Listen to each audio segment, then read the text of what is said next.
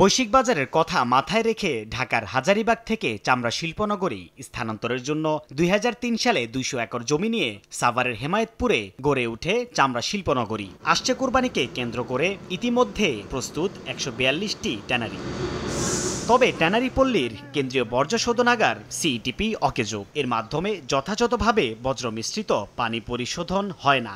এছাড়া রাস্তায় রয়েছে ময়লা পানি, পুরোপুরি ঠিক নেই ড্রেনেজ ব্যবস্থা, যাতে ক্ষতিগ্রস্ত হচ্ছেন সাধারণ মানুষ সহ শ্রমিকরা। বৃষ্টির পানি ড্রেনে নামা যাইবে, ড্রেনে পরিষ্কার না, ময়লা এখানে ফেলায় টাল দিতে আছে, সাইডের দিকে ছিটতে আছে, নদীতে কিছু কিছু যায়। নদীরে আমরা দূষিত করতেছি, এটার জন্য আমরা তো এটার বিরুদ্ধেই আছি।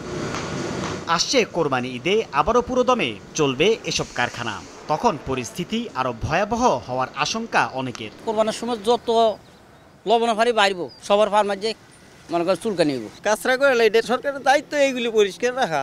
বিচিত্রগুলো পরিষ্কার করে নাই, অসেক দুর্গন্ধের মাধ্যমে আমরা জীবন বসবাস করতেছি। চলছে প্রেডিকশন গেম নগদ অ্যাপে। প্রেডিকশন করে জিতুন জিক্সার বাইক, টিভি, স্মার্টফোন সহ আরো অনেক পুরস্কার।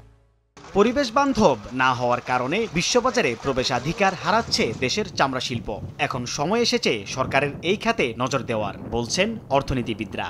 তার ওয়ার্কিং গ্রুপের সঙ্গে আসলে নেগোশিয়েট করি, তখন কিন্তু তারা বাংলাদেশের এই যে এনভায়রনমেন্টাল কমপ্লায়েন্স, সোশ্যাল কমপ্লায়েন্স, এই ইস্যুগুলোকে তারা তুলে ধরেন। পরিবেশ নষ্ট হওয়ার জন্য ব্যবসায়ীরা একা দায়ী নয় বলে দাবি বাংলাদেশ ট্যানার্স অ্যাসোসিয়েশনের। সংগঠনটি বলছে, বারবার ঠিক করার আবেদন জানানোর পরও কোনো পদক্ষেপ নেই বিসিকের। ম্যাক্সিমাম ট্যানারি এখন প্রস্তুত এলডব্লিউজি পাওয়ার জন্য, কিন্তু আমরা সিটিভির জন্য পাচ্ছি না। আমাদেরকে দূষছে, যেন পরিবেশটা দূষণের দায় দায়িত্ব আমাদেরই, কিন্তু এখানে সেন্ট্রাল ইটিপিটা করলে আমার দূষণ হতো না।